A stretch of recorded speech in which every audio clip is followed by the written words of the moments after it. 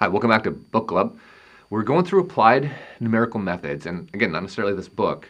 You can go pick up any numerical methods book you like, because all these concepts are pretty much the same general stuff. And so today we're actually going to start getting into linear algebra and inverting matrices, and this is just the start. This is effectively almost all big computation comes down to inverting a matrix. And then we'll do some of our advanced versions where there's finding the eigenvalues of the matrix. But we'll get into that. This is a lot of where most computations live. And so, what is a linear algebra?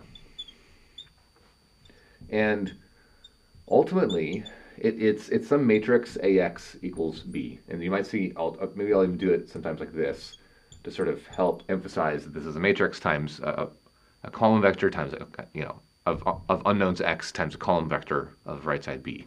And so if you've never seen linear algebra before, what this is really saying is that there's a coefficient a11 times x1 plus an a12, so this means row column, times x2 plus dot dot dot a1n times xn is equal to b1. And then you would repeat the same thing, but now it's second row, first column, x1 plus a22 x2 plus dot dot dot a2n xn, and that's equal to b2. And then you repeat this all the way to bn.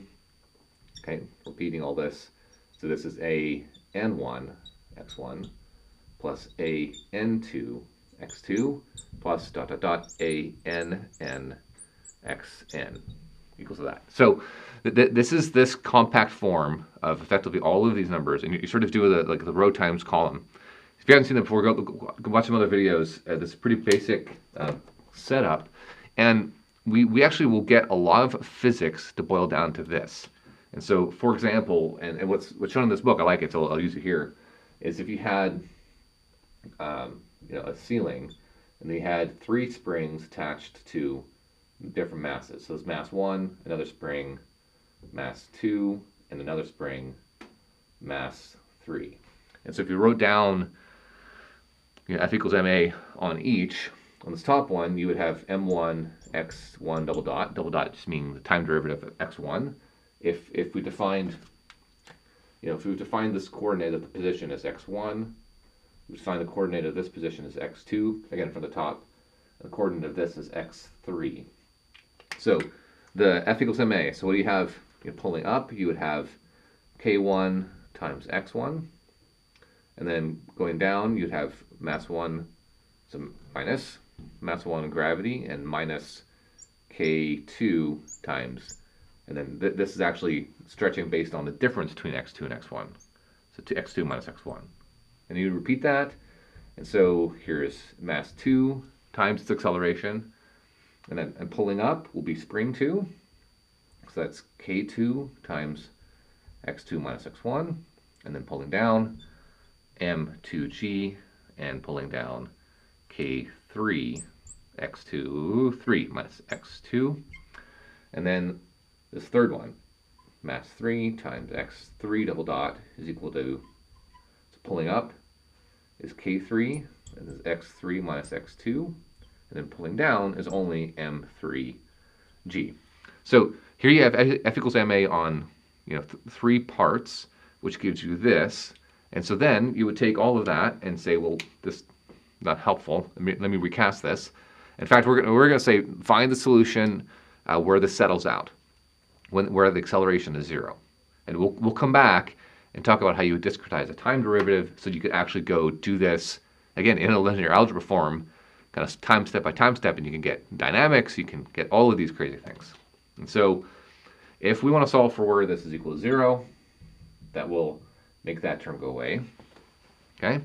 And then I'll write this kind of side by side here. So in the end, what we want to have is a matrix, and then here's my unknowns, x1, x2, x3. I might have to write really tiny. Sorry this gets smashed. And then some sort of right-hand side. So let's walk through. This top equation, I have k times x1. All right, so there's a k1. And then I have a minus mg, so that'll go to the other side. So this is then an m1g. And then there's a plus k2. Okay, so this picks up a plus k2 times x1, and then a minus k2. So there's a minus k2 on the second term, and then a 0. All right, next equation. So that's 0. Now, what do we have times x1? Well, we have k2. So there's a k2. And then how about x2? We have a plus k2 and a plus k3. Okay. And then how about x3? We have a minus k3. All right, so that's full row. And then what else is not times x2? There's m2g, so that becomes m2g over here. And then last row, anything times x1? No. Anything times x2? Yes. So there's nothing there. There's a minus k3. And then you have x3, so plus k3. Okay, so I think that's it. Let me do a quick double check.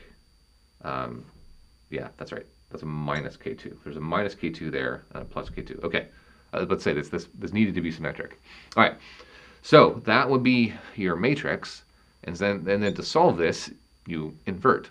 So if this is ax equals b, then the solution is we would call it inverse, a minus 1 b. And so you could fully invert the matrix. You probably have done that if you've taken a linear algebra class where you do all this math. Now, we actually never fully invert a matrix numerically. It's actually at least twice the amount of work. And so a lot of these methods we'll end up talking through. Oops, I forgot the right-hand side here. A lot of these methods that we'll end up talking through are all related to how we do this in very fast. Okay, and so just like we've been talking about, the issue here is the discretization. So that would be taking this problem and breaking it into algebra, which we did. This was actually fairly easy. We didn't have to do any time derivatives yet. So that's the discretization, which let you form this. And then there's the solving it. Okay, and so the solving it with digitization, the fact that we want each one of these x's to be a real number. It's not. It's on a computer. It's going to be set number of digits. Now, it's not just the answer. It's all the computations to get there. We'll always have sort of these round off errors and things like that based on our computation. So we gotta walk into it. And so if you haven't seen the matrix inverse, it's also related to the identity, which is a inverse a. And the identity matrix here would be one that is just 1 on the diagonals and then 0 on all the off diagonals. And so that doing that kind of row column multiplication, if I have 1s all along the diagonal and I multiply it by a vector, it's just the same. Okay. Related to that, we'll actually have a thing called a permutation matrix. Okay. And so it's also 1s, but not on the diagonal. And so if I had 0, 0, 1, 1, 0, 0, 0, 0, 1, basically each row can get a 1 on only one location. If you multiply this by a matrix, it's effectively just going to reorder the rows. And we'll end up using that, right, for a lot of algorithms. Okay, and so then graphically, I'm going to draw over here an example. Not a three-dimensional example, which is this. It's kind of 3 unknowns, but 2 unknowns. We're used to doing this. And so if this was just unknown here, unknown there, I know usually we would say x and then y, but follow along here for a second. And then if I had 2 curves, I'll switch to green. Okay, there's that one, and be careful, and then this one. Okay, so those are 2 equations. So in fact, this equation here, I'll write it down, is 3x1 plus 2x2 equals 18. Right, so that's this equation. Now, that's not how we're normally taught to graph it. If you go back to high school or whenever you learned how to graph, you would actually graph this as some y equals. Okay, well, we can do that. And so if I actually solve for y, you would see this as x2 is equal to 9 minus 3/2 x1. So what that should mean is this intercept is 9 and the slope is minus 3/2. That's how we were used to graphing it. Okay, this one down is minus x1 plus x2, 2x2 is equal to 2. And then same thing. That's not how we would normally plot it. So in fact, this line we're used to seeing is x2 is equal to 1 plus x1 over 2. And so this would have an intercept of 1 and then a slope of 1/2. So the question is, when we're solving these 2 equations, we're actually saying, what's x1, what's x2, it's basically saying what is the intersection point here, right? And so if you go and solve it, I'll just tell you the answer, okay? This intersection point is that x1 is equal to 4 and x2 is equal to 3. That would be the intersection point. Now just take a look at it. So x1 is 4, so minus 4 plus 2 times 3 plus 6 equals 2, yep. And then down here, 3 times 4 is 12, plus 2 times 6, 2 times 3 is 6, which is equal to 18, yes. So that's the solution. So really, what we're talking about is finding the solution to an intersection. And so if you have 3 variables like this, and you're solving, really it's the intersection of planes, okay? And then kind of multi-dimensional later. So 2 planes makes a line, and a third plane would make a point, right? So you sort of have to, it fails on us when we go higher than that, but ultimately computing, like this could be a million by million matrix.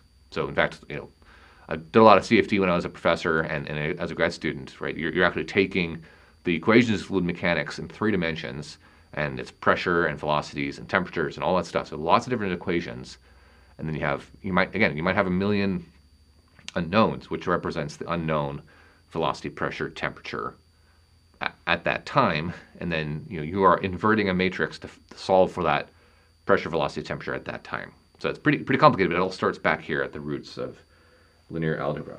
Okay. Now there's a couple problems, and so again, sticking to this sort of graphical 2-dimensional thing. Now imagine what happens if I have 2 equations like this, and those are literally parallel. Well, they don't intersect. There's no solution. Now, these equations are different because this one has a higher y-intercept. They're different equations, but there is no solution. They don't intersect. Okay. Now, imagine a problem where, again, sort of same sort of thing. Now it's 2 equations, and they're literally the same. Well, then, so here is 0 solutions, and here is infinite solutions. Okay, so that's also not helpful. And then on a computer, we can actually get this really bad third condition, which is, get my colors right. Let's say I have a line like this, and then I have a line just like that. So even the thickness of my line is an interesting way to represent error, which is I can't visually, and I know I didn't draw my lines perfectly straight, I actually visually can't tell where between here and here those are intersecting. And so the whole digitization representing a real number, which is infinite values, onto either 8 digits or 16 digits, will cause this. It's called ill-conditioned, and we'll actually end up defining that. But basically, the error is going to be crazy. So this would be an ill-posed problems. Now, sometimes we can get around with that with just being slicker on our algorithm, but not always. Not always. So this is a big deal. And when we get into it, one of the problems with this, and the very simple way that we solve almost all of this, and I'll actually take this matrix here, it's what you learned, if you ever learned this in high school or in college. I think they probably still teach this in high school, maybe. But you would actually take this, and you would multiply this equation, add by a certain amount of a certain number to zero this thing out. Okay, so particularly here, if I'm trying to zero this out, what would I multiply by? Okay, well, I'm going to have to divide by k2 to turn this into a -1, and then I can multiply by k1 plus k2, all right, and then add the whole thing. And so this would turn this row, okay, that would turn this row into, so I'd have k1 plus k2 minus k2, 0, and it'd be easier to check this with actual numbers, but you're going to turn that into a 0, okay? And then this happens to be minus k2, that's fine, and add it, and so I would actually get k1 plus 2k2 plus k3. Now, usually, again, if I added numbers here, it would make it look a lot easier, but effectively I've zeroed out, and then I would do the same thing here. Now, your right-hand side also gets multiplied. So this is an M1G, that's an M2, that's going to be now divided by K2 times K1 plus K2. And then you repeat the same thing to basically get you would then multiply this one to zero this out. I want to finish that out, and it's below the screen anyways. So you would ultimately zero out the final one, and you would back substitute. You would then be able to solve for x3 because you've got this equation to now where it's one number is equal to x3 is equal to unknown. So you'd solve that, and then you would do back substitution. So the problem with all of that is if you do it directly, so if you do the full elimination, and we count on an n by n matrix, you're going to do order n cubed operations. In fact, I think it's like there's 2/3 in front of it. So on the next video, we'll get into different methods, how you do this on a computer. This is sort of what we did here today was sort of the human version of it. But the number of operations this takes is n cubed. Now, I would only do this, and I even kind of stopped doing this on a 3x3 matrix because of the number of operations I'd have to take and calculate this, and forward substitute. But get back to my CFT example, if this is a million, which it can be, you have a million grid points or 10 million grid points, right? If this is a million, if this is 10 to the 6, just do that.